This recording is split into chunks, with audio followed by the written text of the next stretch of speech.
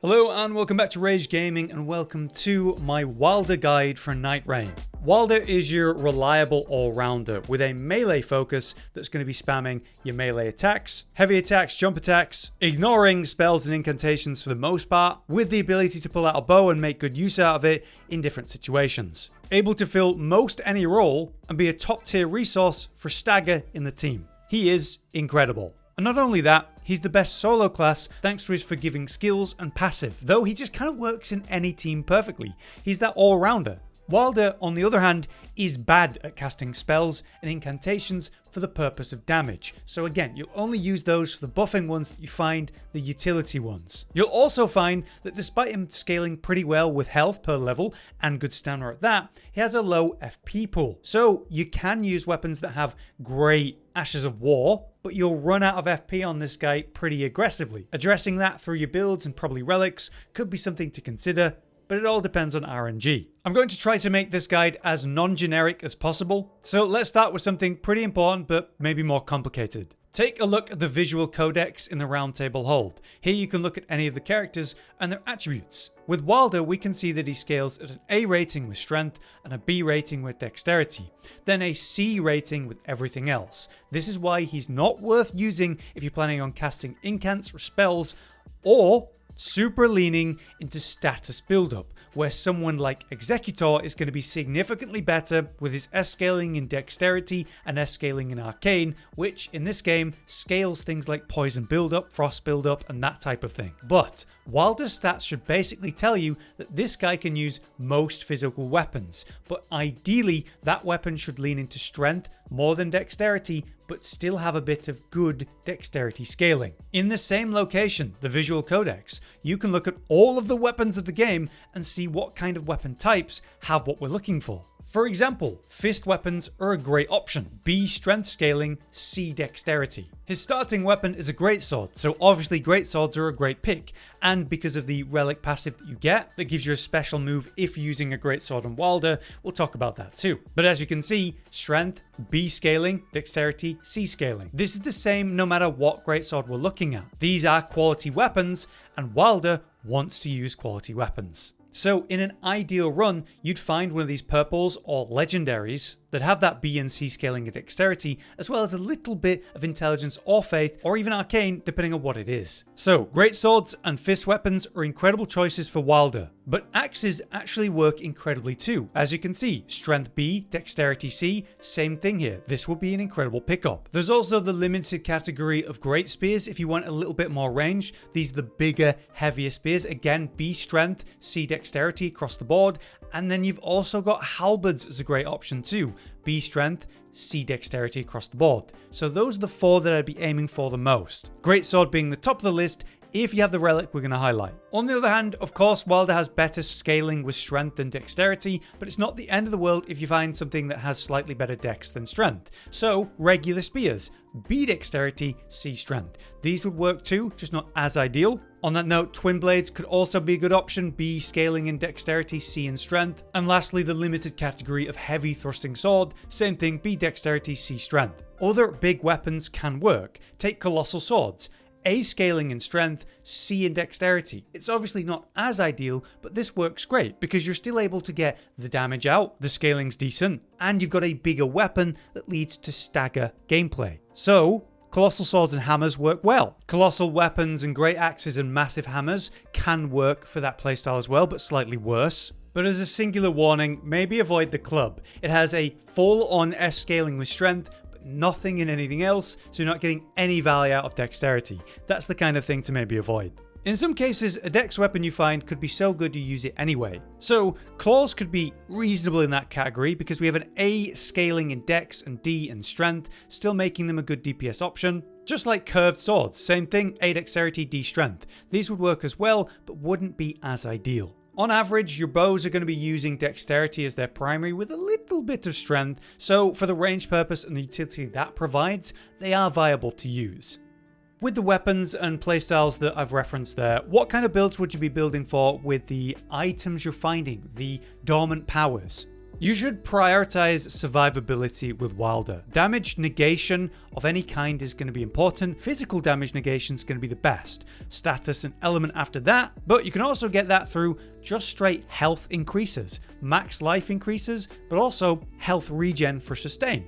Of course, more damage is going to be great, but as an all-rounder, this guy is not the best at any focus. Simply being alive and reliable instead actually has a lot more impact. Being alive and consistently landing blows is better than being dead, but totally you had loads of DPS if you weren't dead. If you do find yourself with a great Ash of War on your weapon though, then maybe consider getting a relic or even a power that's going to help you restore FP in some way, or working with your team, like say Recluse, who can mark targets with their ultimate. As you hit targets that are marked by that, you get FP back. But generally, I build Wylder for survivability as my priority, while looking for a weapon that has a really strong Ash of War that I can spam out as much as possible and sustain FP through my team, through a key relic, or maybe a power I found along the way.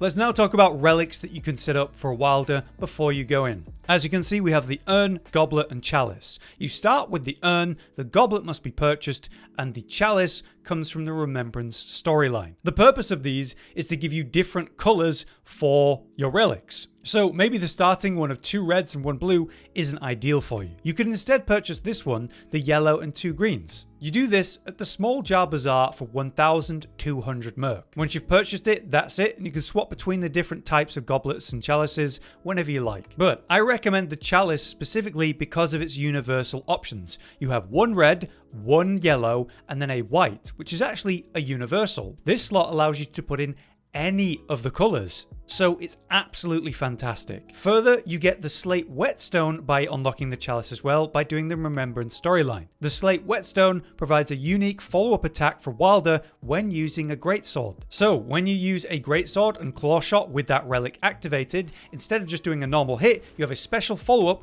which is an incredible gap closer, lights your weapon with fire damage for a little sort of short buff, and is great for stagger build-up on top. It's an incredibly impactful skill and why I'm always looking for a greatsword when I'm running this relic, as it is an ideal setup. So for Wylder, an early power progression that comes quickly, I recommend you unlock this chalice for the slots, and I also recommend you get the Whetstone for an early good relic that will be power crept later in the future, but is a great starting option. How do you get those? Well, basically you need to go to your journal. Through your journal, you're going to progress these chapters and do different remembrances. The first remembrance that you do will result in you getting that Whetstone, the relic to equip, whereas the second set of remembrance, that's what's going to get you the chalice unlock. To get the first remembrance going, you're going to need a memory fragment. I got my first memory fragment for Wylder by running the Gladius Night Lord run, the first one that you must do, also known as Tricephalos. After you defeat this Night Lord, you'll get the Pocket Watch, which you need to give to the Priestess in the Round Table Hall. This will unlock the Duchess, but also get you going with your remembrance for Wylder. Go to the journal and start it, and it'll put you into a kind of memory mode. Follow the quest objective on the map, and you get a personal objective, which is to go find a mine and get a special Whetstone. This will be marked on your map with a special icon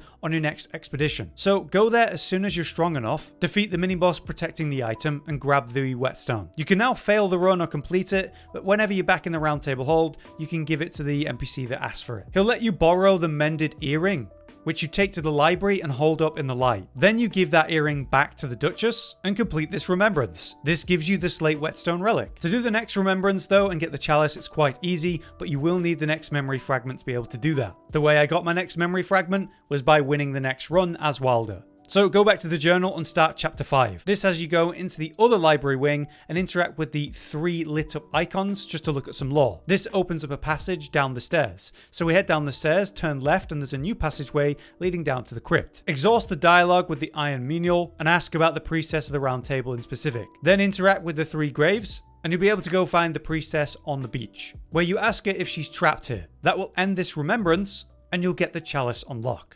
Now let's discuss what you're looking for when it comes to relics, of which it's kind of awkward for Wylder. In regards to green relics, there are some absolutely insane options from melee. The first one is Knight of the Beast, which is thankfully one that we can reliably get. We all have to defeat the Gladius boss to actually progress this game, so chances are that's the first thing you ever did in this game. Stamina recovers with each successive attack, so you're able to attack and get stamina back at the same time. This allows you to spam attack and then keep attacking for great DPS. Also, the starting armament dealing fire damage is really nice and gives us a way to actually, say, use smithing stones in the middle of the run to upgrade our starting weapon and maybe use it for the whole run. On the other hand, another incredible option is also a green socket, which is a bit awkward for this class. The old pocket watch has FP restoration upon successive attacks. So just like we saw with getting stamina back as we land attacks over and over, this gives you back FP. Why does this matter? Well, if you're going to be running a weapon that spams its Ash of War over and over, of which there are many you'll find where that's going to be the best thing you possibly do, this lets you restore that FP so you can keep doing it. But further, if you're attacking with the Ash of War back to back, you'll get FP back when you do that. So the old pocket watch is also absolutely incredible and comes from doing the Remembrance, which is one of the first things you'll do, much like doing Gladius, to get the pocket watch. So together, these make for an incredible meta setup for a melee build. This leaves you with an awkward slot in this case, that there's nothing really amazing you can slot in here. So what you're looking for ideally as a melee focused playstyle is this: partial HP restoration upon post damage attacks. This is quite literally the Bloodborne rally mechanic, where you take a hit and then you quickly land hits in response, restoring health. In Nightreign, the healing from this is ridiculous, and it means that you can Ash of War spam, trade, and recover FP, stamina, and health all at once. It's kind of meta. That's what I'm hunting for. I haven't found it yet. So in the meantime, I could recommend something like this, where you're using the Slate Whetstone to give yourself that special effect on the claw shot. Physical tack up is great too. We've got the Knight of the Beast here, and then no second green slot, so I just run whatever I can in a yellow slot. There's also the Goblet setup, where you could run the Pocket Watch and the Knight of the Beast together for stamina and FP restore, but then you've got this awkward yellow slot, running the best that you can. So that's the early setup that I can suggest for you for some options, with that longer term goal of finding that partial HP restore as you do that rally mechanic. If you've simply not found any good ones, I recommend the Small Jar Bazaar and Merc for buying, say, the Polished Burning Seam. This gives you magic damage negation up and ultimate art gauge.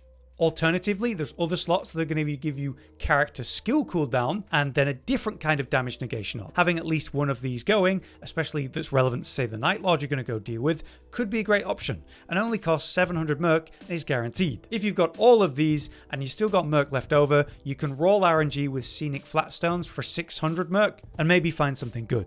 Alright, to end this guide, I'm going to do the generic bit, but I'll add some bonus tips that might be a bit beyond telling you what these abilities do. Obviously, your passive, Cheat Death a single time, does what it says. You can restore this every time you find a Grace though, so make sure you're always running by Graces on this character in particular. Next we have Claw Shot. If you have that Relic, then yes, you get this special fire follow-up, which is awesome. But did you know that you can do extra distance with this Claw Shot for traversing around the map? So if you use it and then jump, you can get a little bit of extra distance. That allows you to cancel it early, but if you go the full distance, you can make much greater distances with this ability. So it's great for getting around the map or in the middle of a fight. As a bonus note, you can target enemies with it and pull them towards you, and if it's a shield enemy, you can actually rip the shield off them, instantly stance breaking them, which is pretty handy. Plus, it's also something you can do without stamina, so if you find yourself in a tight situation with a boss, you can use it to dodge despite having no stamina. Finally, we have the ultimate Onslaught Stake. You can hold this and charge it or send out a fast version. Both does great damage and stagger build-up, but the fully charged version does better. So here's the quick one by comparison. Do note that the quick one uses less ultimate charge, so you're able to use it more often. The reason I would use this quick one is because I'm against an agile enemy that might move away, because this is a long animation that might miss completely. Do note that during either animation, you are completely immune to damage, so I use it to evade boss mechanics if it's looking bad. It's also basically a guaranteed stagger. I love to open a fight with a nice combo, maybe some heavy attacks, jump attacks, an Ash of War, and get a stance break early in the fight. Then, as the target is getting back up from that critical hit I've just done, I fully charge the stake. It's impossible to miss because they're basically recovering. It leads to a big burst of damage as they get up, and then a second knockdown, and another critical because of it. So that results in massive bursts at the beginning of a fight, or maybe you intentionally time this mid-fight when the mechanics are more challenging. Lastly, for some movesets and suggestions, be aware that you start with the amazing Buckler. You get a Buckler parry, which is like the best one. So it's actually incredible to parry enemies in your runs, and especially the Crucible Knights that have really long annoying combos. You can just parry those and punish them, hyper spam those parries.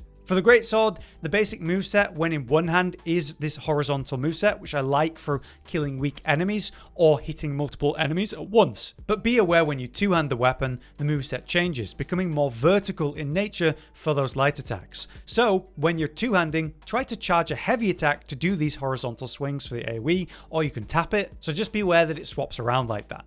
But yeah, that about does it for my Wylder initial guide. I hope this went beyond just the basics and provided you with some actual information. If you guys have any extra tips for Wylder though, or other information, let us know in the comments down below. For now then, I've been Hollow, you've been you, and thanks for watching.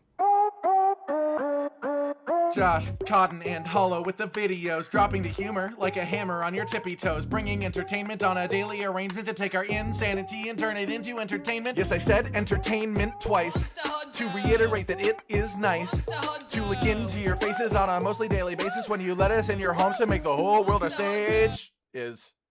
Goodbye.